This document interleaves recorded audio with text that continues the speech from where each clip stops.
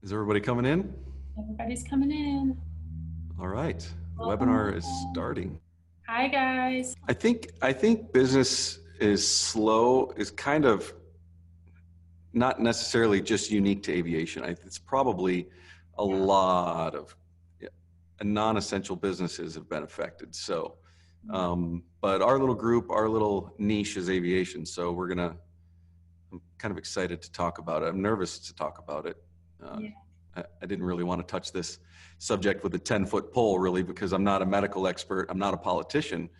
I'm a pilot, and I've been in various facets of aviation management and flying the line here for several years. And I'm kind of excited just to talk about it. So just manage your expectations. I don't have a crystal ball, uh, so. Absolutely.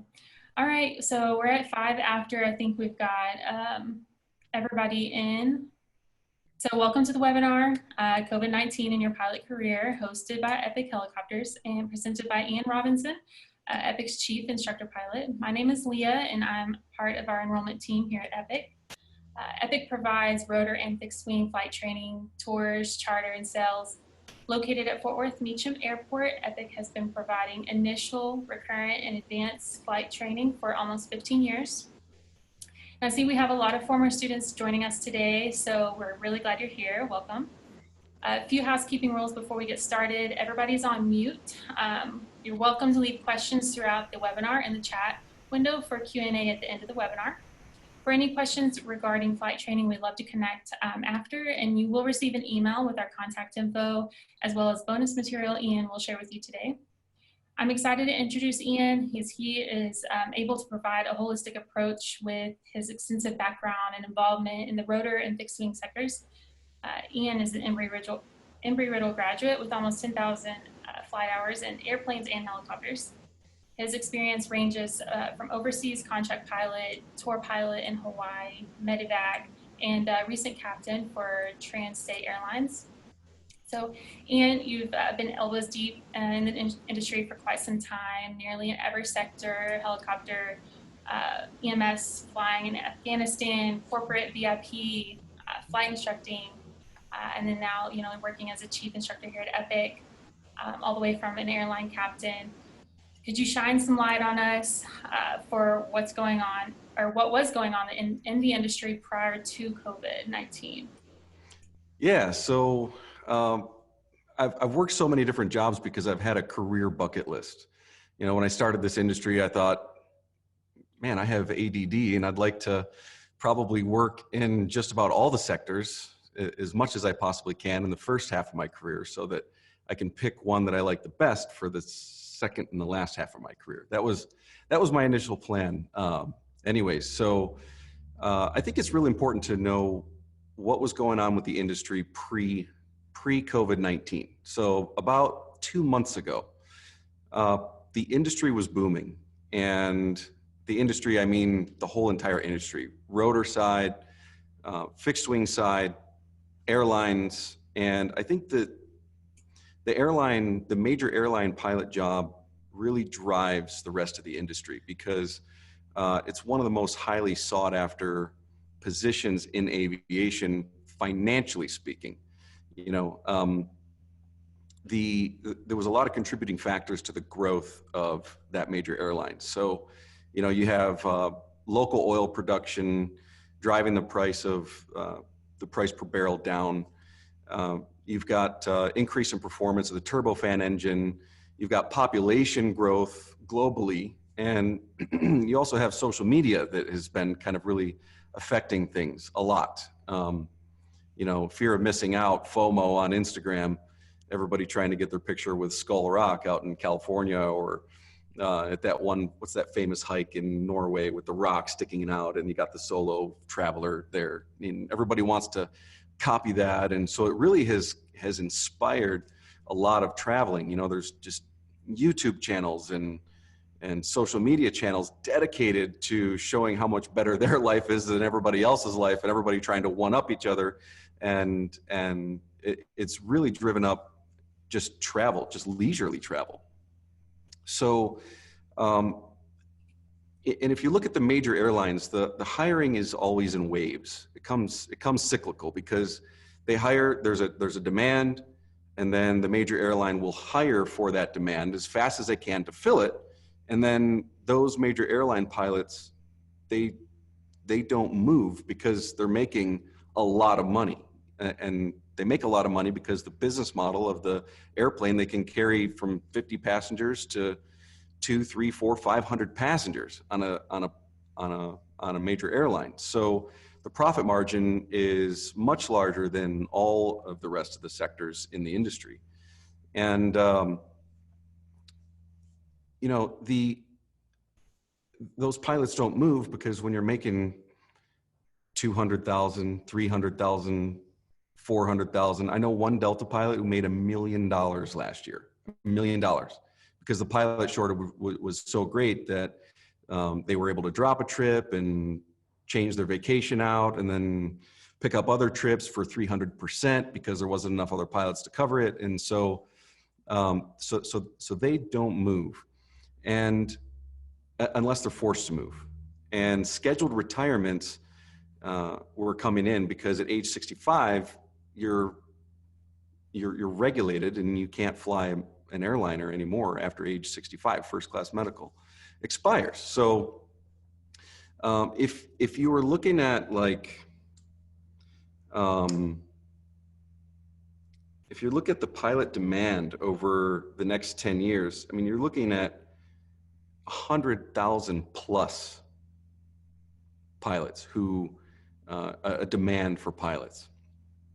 And so, you know, that really started driving things from the rest of the industry, because everybody else from the rotor industry, from corporate, VIP, tours, charter, and even oil and gas, those pilots that were making, you know, 70, a good living, 70, 80, 90,000, sometimes 100. I had a buddy who was making $140,000 for PHI or medical. He had a 14 day on, 14 day off schedule. He had to go up to Alaska. And that's a tough job to leave, but he left it to go to the regional airlines in hopes to eventually one day maximize his earning potential, right? So he left there making 140, and he went to a job in the regionals where he was making only 40. And with some bonuses, it kind of helped out with the transition. But you know, within 3 to 5 years, we were expecting to then be making it 80 to 100, and then 5 more years be into the point where you're making 150, and then 5 more years you're making 250. So that was the carrot that everybody was biting from the rest of the industry. And some people, they were fine, and they kept their current positions with EMS or whatever corporate job they had. So there was a mass exodus headed towards from the rest of the industry to the major airlines.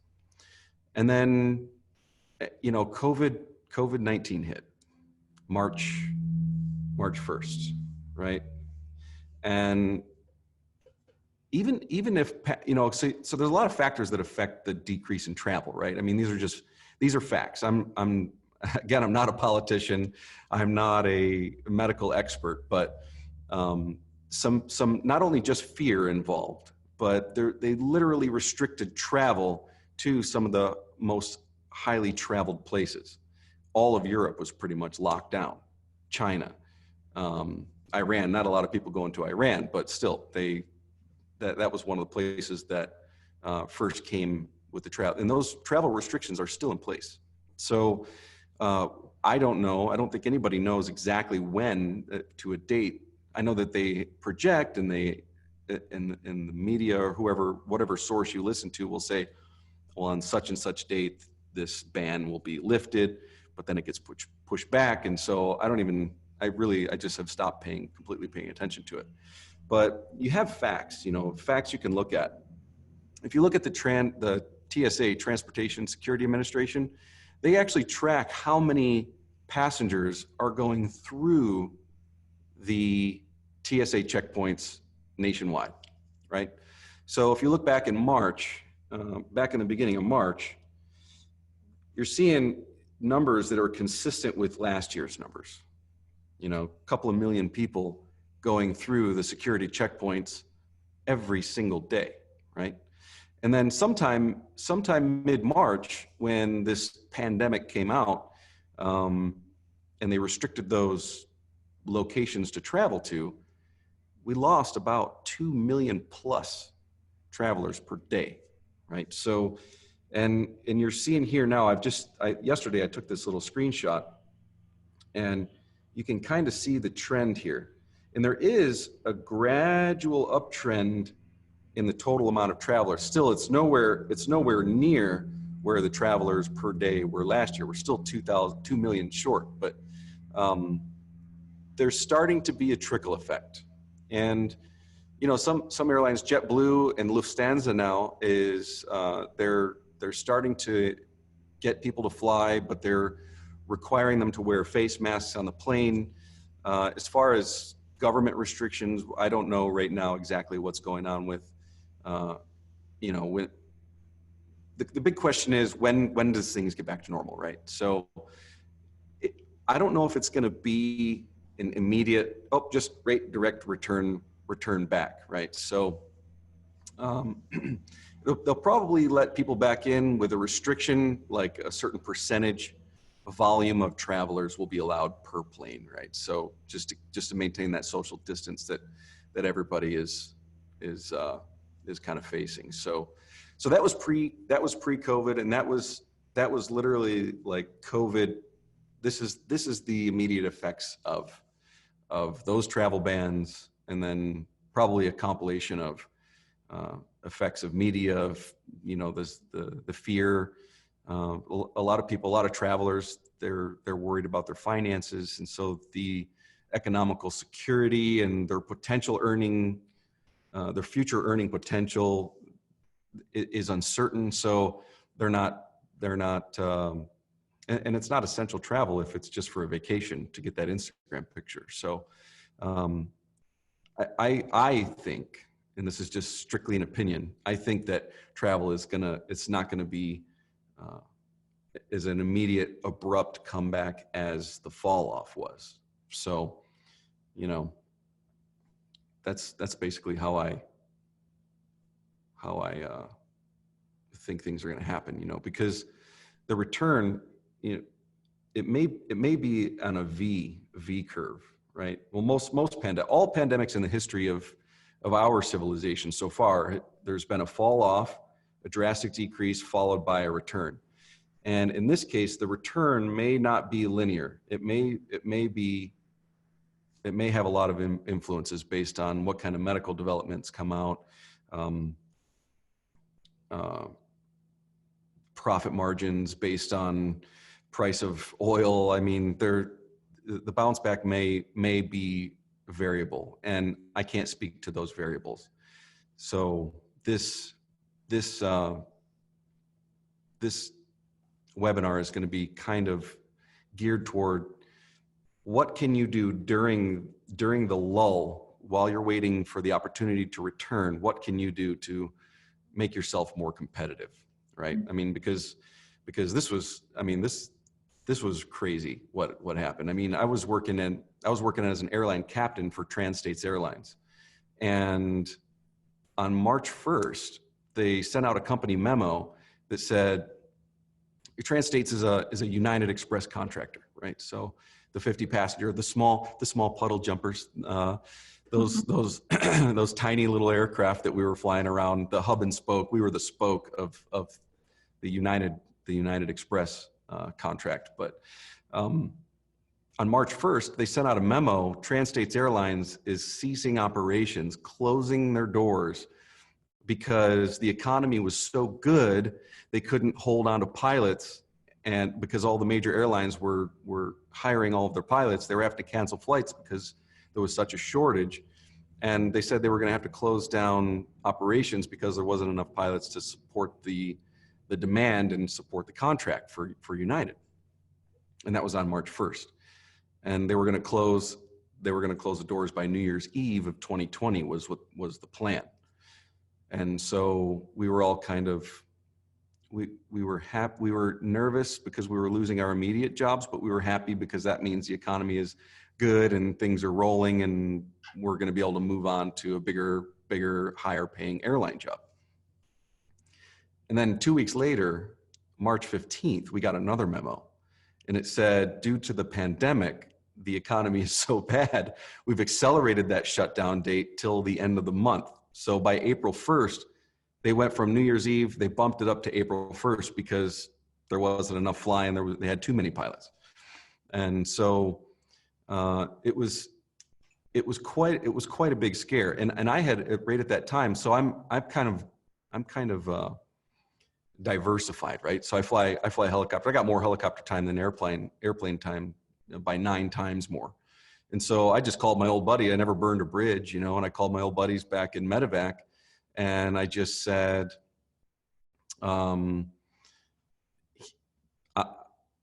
can I come back and will you guys hire me back? And they said, yeah, absolutely, but you just can't ever quit us again, So they hired me back, and this is like, I pulled the trigger as fast as I could on that, because I actually had a conditional job offer with JetBlue, and that's where I was headed.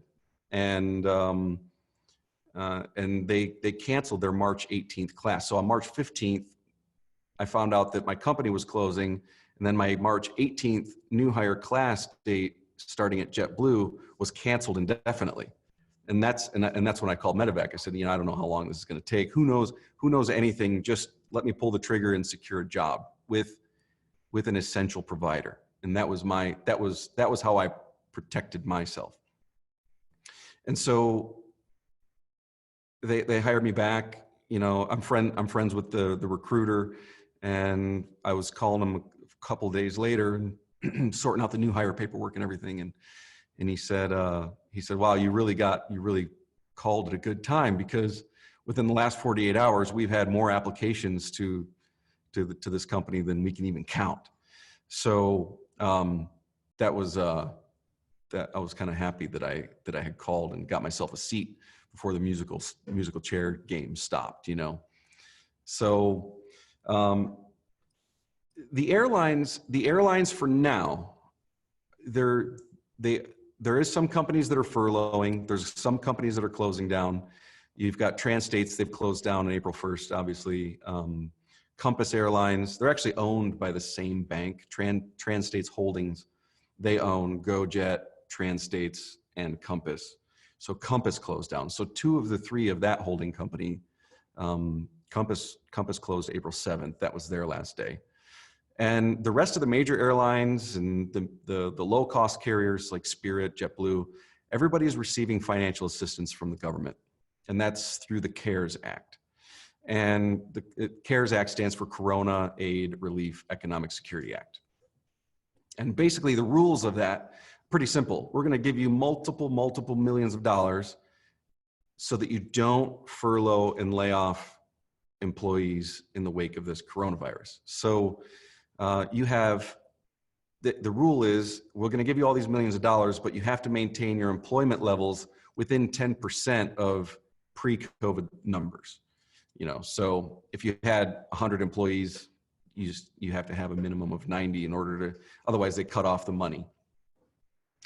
And that CARES Act expires on September 30th, the end of September. So everybody's just right now hoping, I think the biggest hope is that travel starts to resume, profit starts to increase, and everybody can just maybe take a temporary leave until it spikes back up, or nobody knows what's going to happen in September. They could extend the CARES Act for all we know, or they could just burn 80% of their employees. Anything can really happen. So, all the new hire classes from every airline that I've heard, all my colleagues that in these Facebook groups that I'm in, they're all talking, and the consensus is across the board. Nobody's hiring right now. So that's kind of where everything is at the moment. And those are just facts. Profits are down across the board. But I think one of the biggest questions you were asking me, Leah, is, do you think the industry will recover? And for me, it's not a matter of if it will recover, it's a matter of when. So again, I already talked about the V curve earlier. Job searches are skyrocketing, mostly because a lot of people are scared. They want to get into like a protected sector of the industry, one that is an essential type of a business, right? So there's a lot of people who are losing their jobs, and there's everybody's scared at this point, you know. So I think there's a lot of job searching. AOPA is one of the biggest aviation groups out there, and their articles are saying nothing but job interest is peaking and skyrocketing. And there's a lot of people who are in training, and a few of you in this group, you guys are, I think if I were in training, I would be asking the question, should I stop or should I go, right? Red light or green light right now? And my answer is green light all the way with your training. Self improvement, progressing to the next certificate. This is like the perfect time to spend the next however long, because we don't know when. Could be 2 months, it could be a year, it could be 3 years. So I wouldn't even focus on that. I wouldn't even spend all my time looking at when things are bouncing back. I would just be hyper-focused on myself. I am hyper-focused on myself. I'm taking college classes, pursuing the master's. I'm doing all kinds of stuff to try and just make sure I'm diversified and that I can pivot when things like this happen. Because if you've been in aviation for more than 5 minutes, you know that there are ebbs and flows in the industry. There's hiring waves, there's 9/11 type things, there's coronavirus now, there's all kinds of stuff that has happened in human history that can affect passenger travel. So, and here's why I say things will bounce back. And that's because population is growing. I mean, the population growth is increasing globally exponentially. And those people have to travel. They have to travel. You're looking at 9, 10, 11 billion people going to be on the planet over the next, well, until we're done worrying about work and getting into retirement, you know. So I think that there is definitely going to be a need just strictly based on that. And the other thing is the amount of scheduled retirements are still going. So pre-COVID-19, the amount of people that were retiring every year was just astronomical. The amount of people retiring exceeded the amount of people that we could train to bring back into the industry. So, I mean, even some of the major airlines were just in the middle of constructing flight schools to take people from interested into full commercial airline pilots, Part 121 commuter transport operations. So, and those people, regardless of COVID-19, regardless of what's happening with any of that, those people are not getting any younger, and they're not, their age, their date of expiry is not stationary. That ball is still rolling forward. And in fact, some of these airlines, they're even offering 50% payout to anyone who's over 65. So that means that this 10 to 15 to 20 year hiring boom that was going on due to scheduled retirements now has the cream of the crop. The 60 to 65 year olds have all been given an offer to make 50% of what you were making, which is still probably well over $200,000 a year. I mean, I would take it. I don't know about your lifestyle, but if somebody said, take $200,000, $300,000 a year for the last 5 years of your career, and you don't have to come into work ever again. I mean, raise your hand if is there an option in the can you raise your hand in this thing or click a yes, the green circle yes? Who would take that? I mean, we're all we're much younger than that, I think, but that's just my personal opinion. I don't know. I probably you've spoken a lot about the helicopter industry, the aviation industry. Could you go into detail about which sector do you think will be stronger or weaker?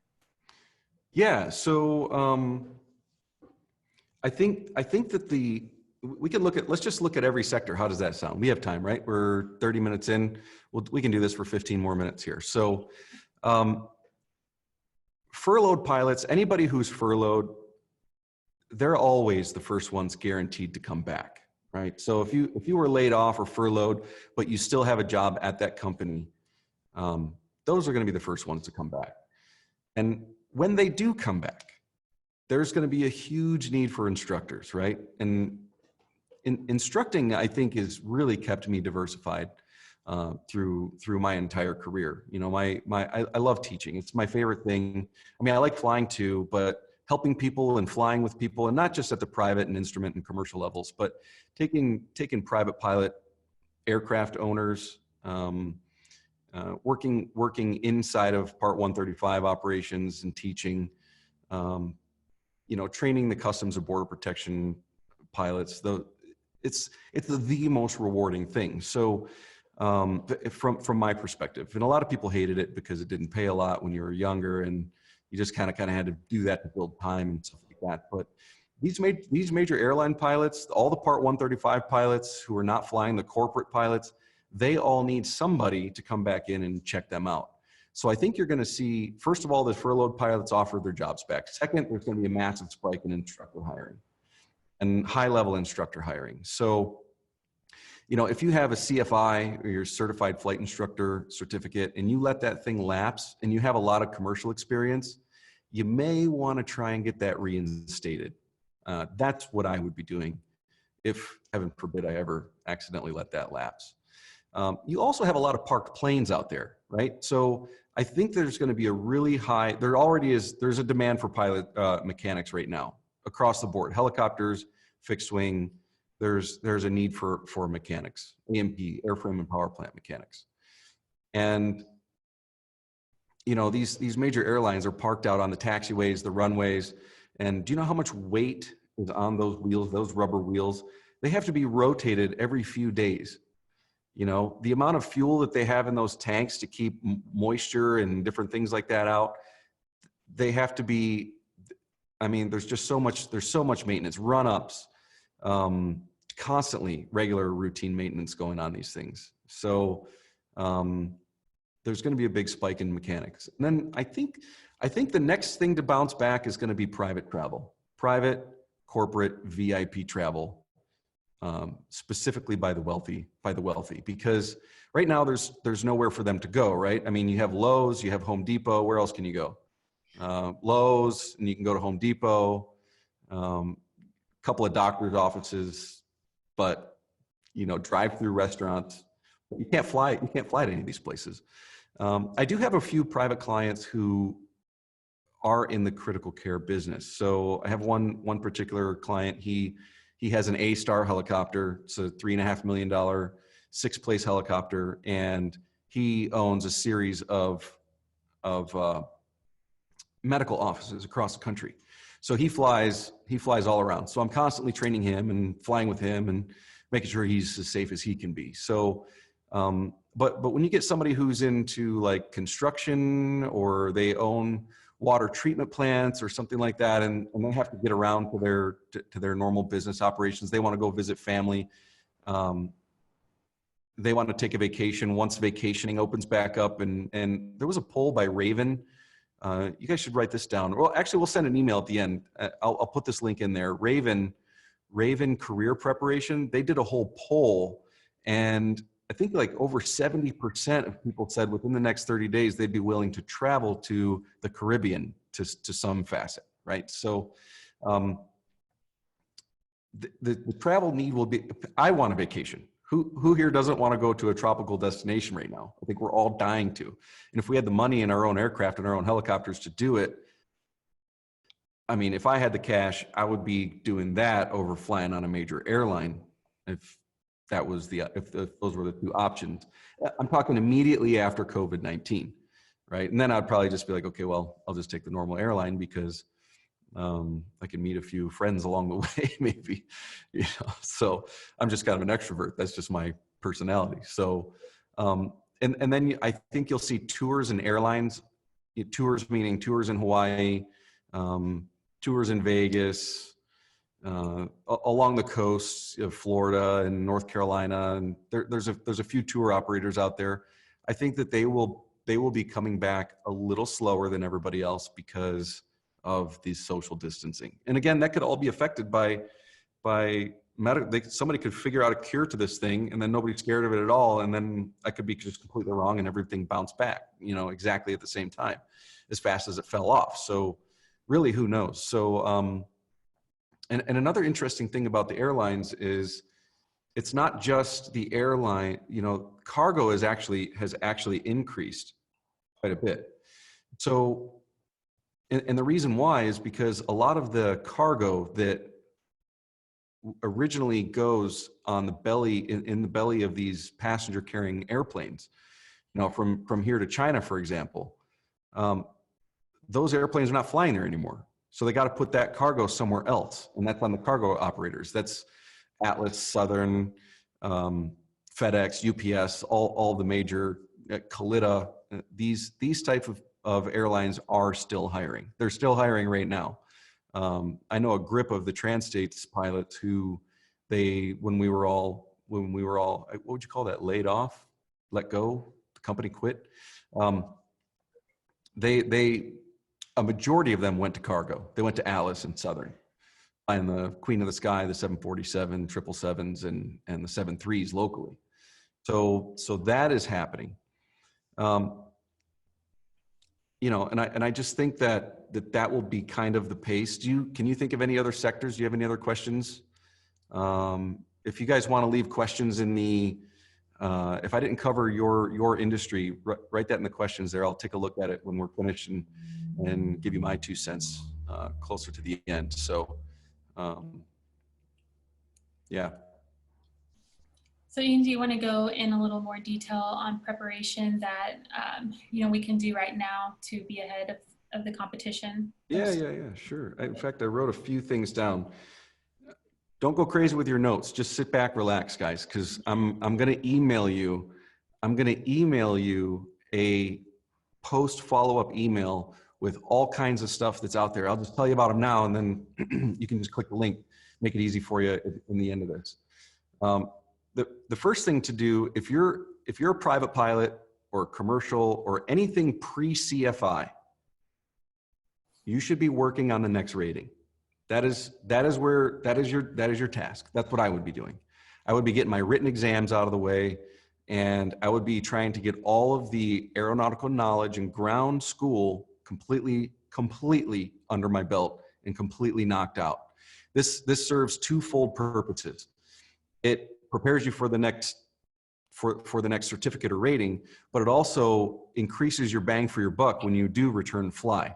So, if you're in a helicopter and you do a normal takeoff and you don't know why the thing yawed to the left and pitched up, well, you should never have been flying that aircraft, in my opinion. You should already have that, and then it should just be a discovery of something you already knew about when you go fly the aircraft. So this is a really good chance to kind of get ahead of the game. I think we all like flying more than ground school. We all love it more. So we focus on that. We go to our flight school, respective flight school, and we jump in there and we go flying, and we're like, okay, we'll do the ground later, But this will really kind of thieve yourself some serious cold hard cash, and reverse that, speed up your ground school. And Epic Helicopters, we have this, I can annotate, I can make any kind of annotation on here. I can talk about rotational relative wind. I can talk about angle of attack, and we can provide just like in-person marker board sessions, we can do that online now. So training in Epic, that's one thing. Of course, I got a little selfless plug there. Another thing you can do is work on your written exams. And in this email I send you, I'll provide a link to some free practice, exam4pilots.com and writtenexams.com, and all of these different, I've got a couple of different links in there I'm going to send you as well. What I've been doing recently, when I train somebody new, when I take somebody who's a private pilot or they come to me for their instrument, instead of telling them to take notes, right, and on their regular blank note paper, I got to take some notes during my classes, but take those notes and make them into CFI lesson plans.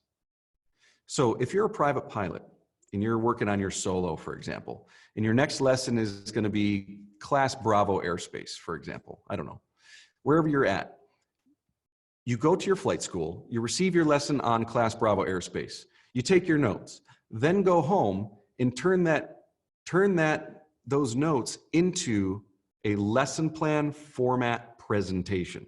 You're going to have to do it anyway. When you go to get your CFI or your CFII, you have to take a 3-ring 4-inch binder, probably 2 of them stacked on top of each other, to your examiner, and you have to say, he'll say, let me see your lesson plans. And speaking from experience, 8 hours a day, 7 days a week, it took me 4 months to make my lesson plans. 8 hours a day, 7 days a week for 4 months.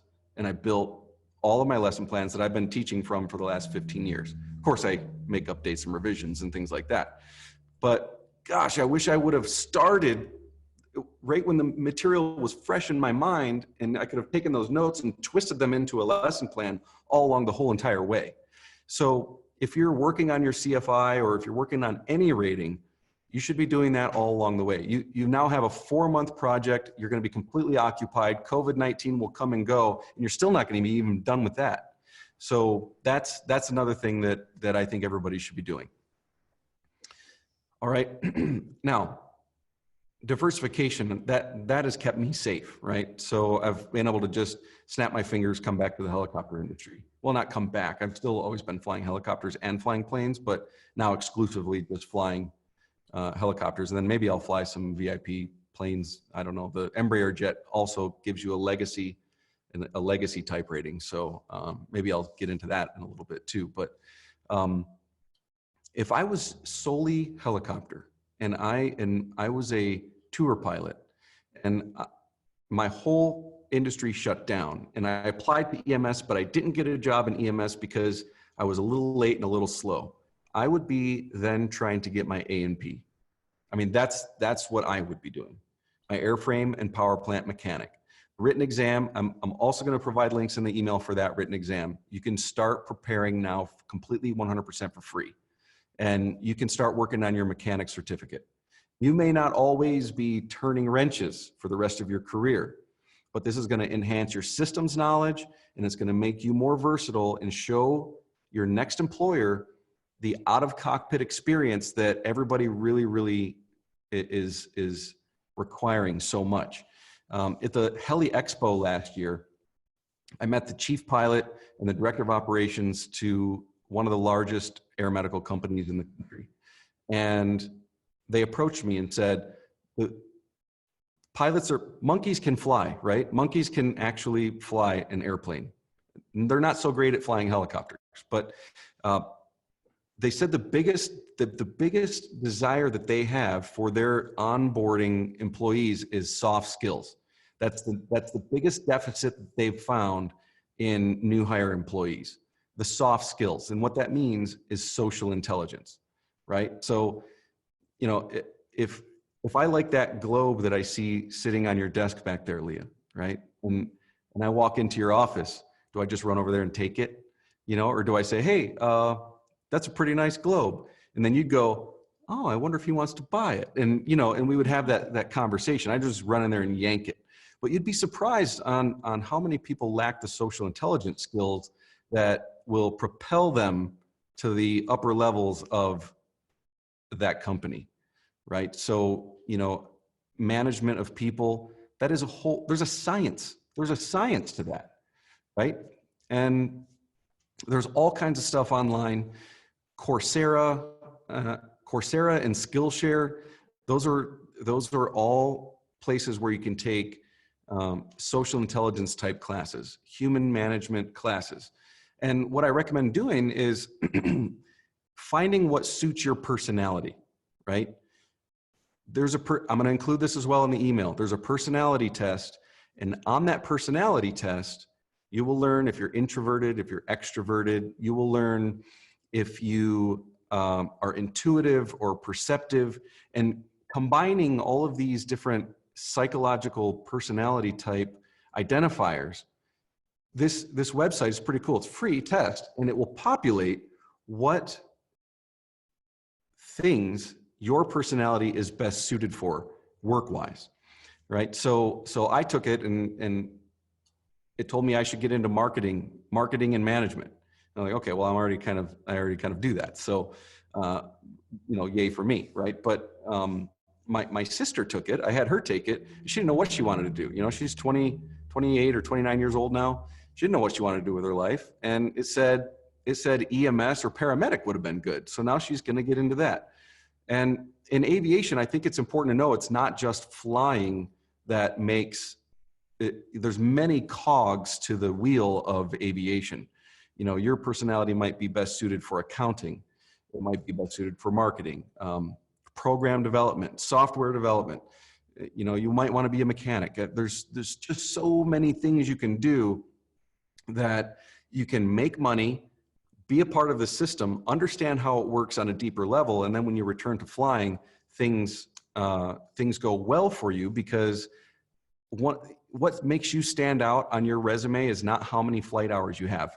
The flight hours are a minimum. You got to have the minimum flight hours. If your insurance requires the pilot to have 1,500 hours, you got to have 1,500 hours. I'm sorry, there's some flexibility, because behind the scenes, really, their insurance requirement was only 1,000 hours, and that's why there's flexibility, but there is a hard number for everything. So once you meet that, and you have let's say the minimums are 1,500 hours, and you've got a 3,000 hour pilot and a 4,000 hour pilot, who are you going to hire? I mean, to me, 3,000 hours, 4,000 hours, there was a little bit of a difference. I did get a little bit better around 4,000 hours, probably because I was flying in Afghanistan and getting shot at all the time. But what really sets you apart is the volunteer work you do. Oh, you can talk about that in an interview, because the people who are hiring you, most of the time, they're not pilots, because we don't have the attention span, and we actually don't frankly care what other people are doing. We just want to fly an aircraft, right? So it's very rare that you find human resources hiring personnel are line pilots too. So they want to talk to you about stuff that they can relate to you about. And the interview prep courses that are out there, Emerald Coast, Checked and Set, Raven. I really like Raven right now. Emerald Coast is good. They do a podcast style of a thing. I've listened to all of theirs. It's super, super great information, and it will make your brain think. And the information you pull from those courses will set you on a path to making yourself better and more marketable for when things bounce back, if you're being affected by COVID-19. So, and another huge thing is getting your degree. And it's probably 70-30 out there, I've noticed. 70% of pilots say you don't need a degree to learn how to fly. You don't need a degree to be a good pilot. I agree with that. You don't need a degree to be a good pilot. However, I have worked in air medical bases that have had all of the pilots there, all 4 or 5 pilots that we had there, they had their degrees. And I've worked at other bases that they didn't have their degrees. They were high school to flight school to tours or oil and gas for a little while. And then from there, they went into EMS. And I've worked at both. And I have to tell you that working with the group of, I don't want to say educated, because I don't want to say that other people are uneducated. But people who have a degree, there's a difference in maturity when it comes to talking and just the handing off of the aircraft. And, they have a little bit of an extra social intelligence there. They clean your windows for you. It makes life easier for some reason. I can't put my finger exactly on it, but the level of conversation is at a higher intellectual level, and it's more enjoyable to just be around. So you want to then be more generous with your time and the tasks that are associated with that. And I've worked with pilots that I come on and like the trash bins are full and the aircraft is dirty and they're playing video games when I come into the thing and like there's so many other things that could be done, right? This is just stuff that comes either with age and life lessons or a degree or a combination of both, right? So if you're young and you were high school to flight school, I guarantee you there are areas of improvement that your employer and your colleagues want you to have. There's always room for improvement. The day you stop learning is the day you should no longer be in this business anyway. So that's what I would be doing. And then another really big thing is volunteer work.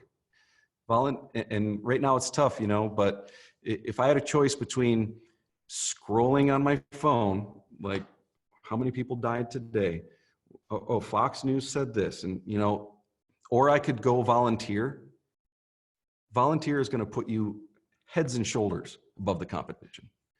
And that's just something you're going to have to Google, find out what it is you like to do, see if there's opportunities in your area, and try and get out there and roll up your sleeves and get into it. So, and one last thing, if your logbook is not digital yet, your logbook should be digital. Because I went to the interview at JetBlue, right? And I printed, all my stuff is in Log 10 Pro. I took that digital logbook and I printed it out. Over the years, I just print a new page. Every time I fill up another page, I print it. So I have a hard paper copy, and I also have my digital copy on the cloud, which is backed up across all my devices and on the cloud.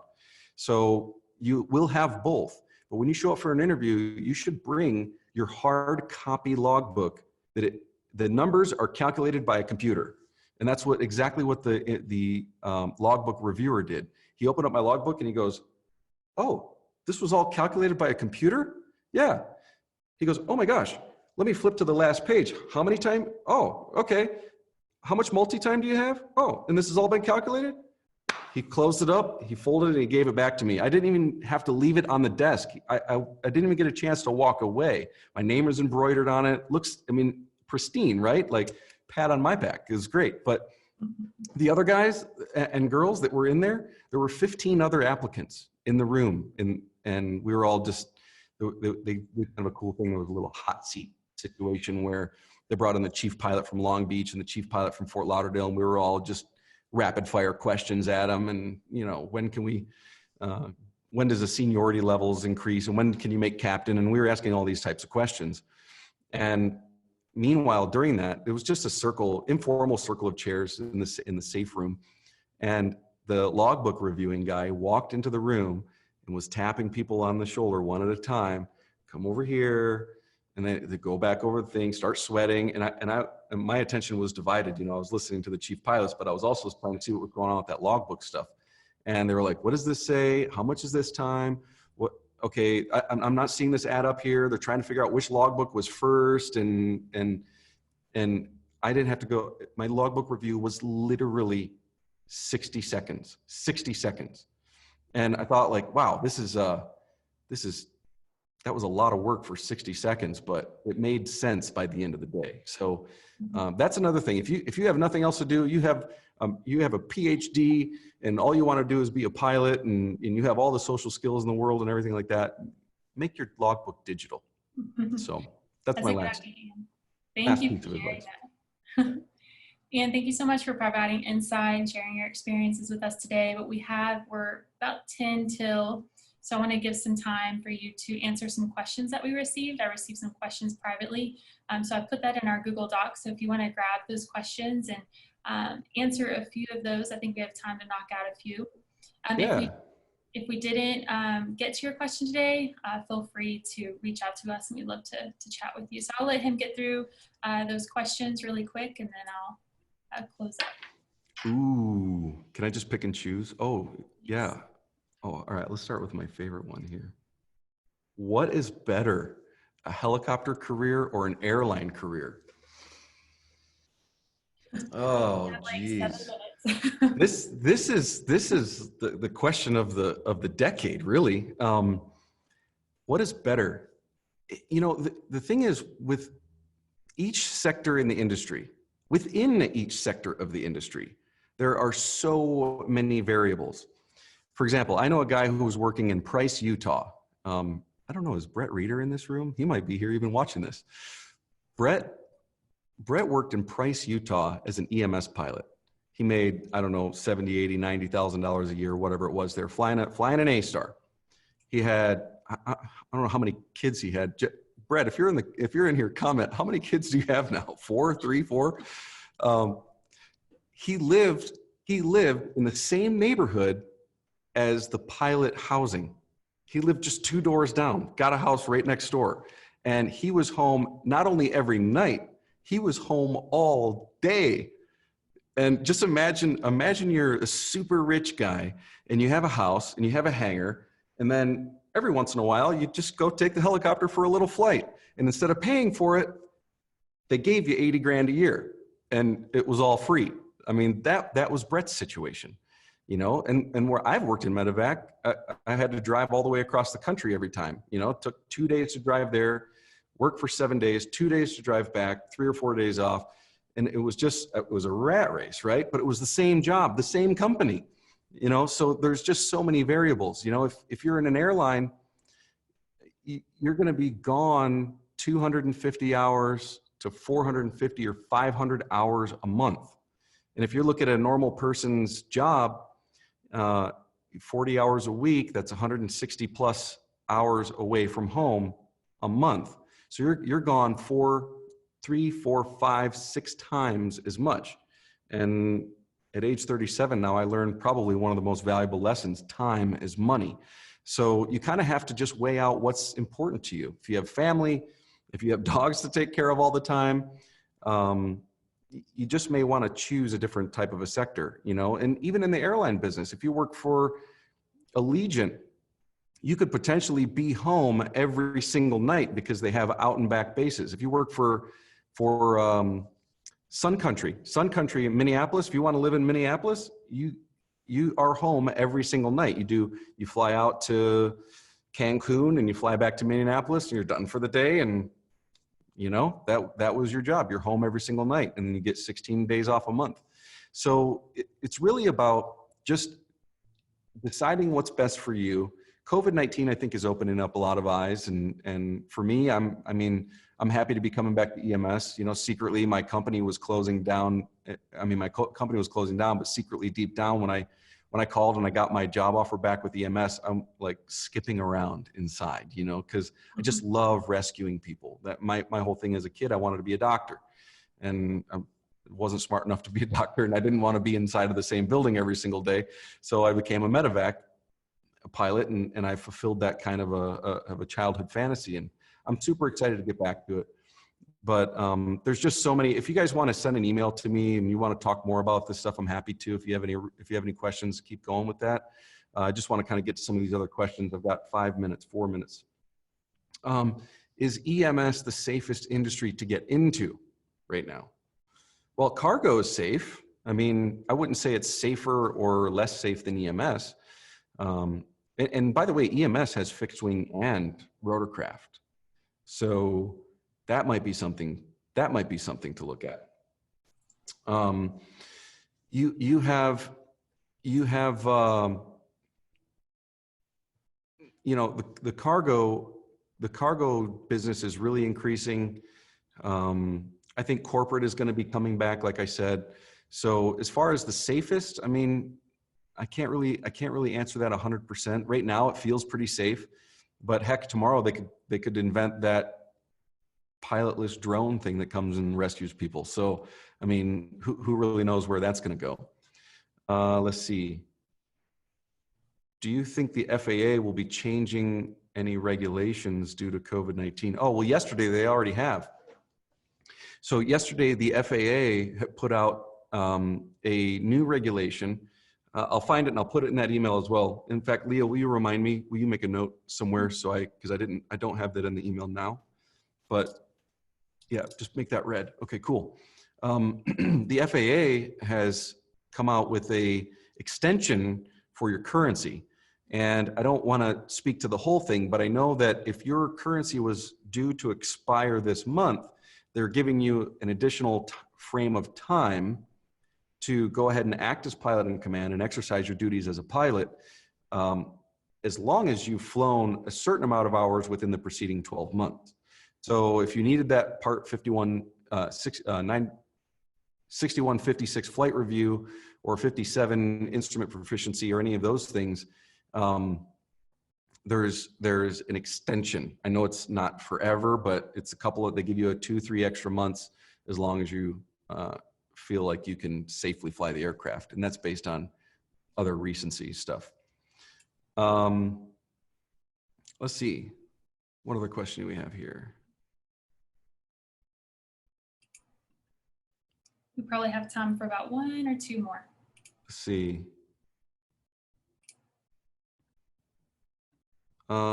Besides the English language, let's see if I can even answer this one. Besides the English language, what language do you recommend to learn to have more opportunities in the next years? Or is there a country that you know that can be a potential job opportunity? Okay, so the ICAO, the International Code of Aviation Organization, all of the language that you need to have English. I would focus on English because if you want to fly to China and you're going to land in Shanghai, you are speaking English. If you fly into Montreal or Toronto, you are speaking English. The bad thing is that they're all speaking French. So you kind of lose situational awareness. And if it were up to me, we would all just speak the same language. But, you know, Brazil's helicopter industry is really growing. Central America is really growing. So Spanish, Portuguese would be a great thing to learn. I don't know what's going on with China. I know that, and you have to have a different set of certificates to fly over there. They might even be called licenses over there. I don't know. But, oh, here's one. Why Epic? What does Epic do differently that would set a candidate apart for hire? Okay, so, all right. Epic is a 141 flight school. And I work for Epic, but not exclusively, right? I mean, I'm wearing an Epic shirt right now, but I've been an airline pilot and I'm flying EMS. I chose to work with Epic Helicopters because they're a forward-thinking company. I mean, heck, we're doing Zoom meetings, you know? I mean, we're doing online training. Epic is always at the forefront. I mean, the conference rooms, there's projectors. This place is just like literally cutting edge. You feel like you're walking into Google. That's what I like the most. You know, you're walking into a tech company when you're here. You know, Leah wanted a helicopter behind her for the webinar, and just for the snap of a finger, they bring it over. Everybody's just great here. And, you know, having the 141 certificate really helps. Being trained in a formal training curriculum is super important. Saves you tons of money. Everybody is spending the same amount of money when they come in and come out of the doors here. You know, there's a lot of mom and pops out there that you go to and you train, and it's just like, you know, I have 70 hours. Why haven't I soloed yet? You know, and you know, that's my number one thing. And you also have Class Bravo airspace here, and the hover practices areas are just, you can throw a rock and it'll land on where we go hover the helicopters. You know, you don't have to fly 45 minutes to go to a place. So anyway, I think that's about all the time we have for today. I can see Leah wants me to finish and wrap up. So yeah, have a great day. And yeah, thank you, Ian. Thank you, everybody, for joining us today. We understand the uncertainty during these critical times. However, we know that we can all get through this together. We will be sending out an email, as Ian mentioned earlier, with helpful resources shortly later today. If you would like information regarding training here at Epic, online or in person, feel free to respond to the email we sent out today. If your question did not get answered, please reach out to us. We'd love to help you get all of your questions answered. But everybody, stay healthy and have a great day. elbow bump. Have a great day, everybody. You sneeze in your elbow, so I don't know. I don't know about that idea. Have a good one. See ya.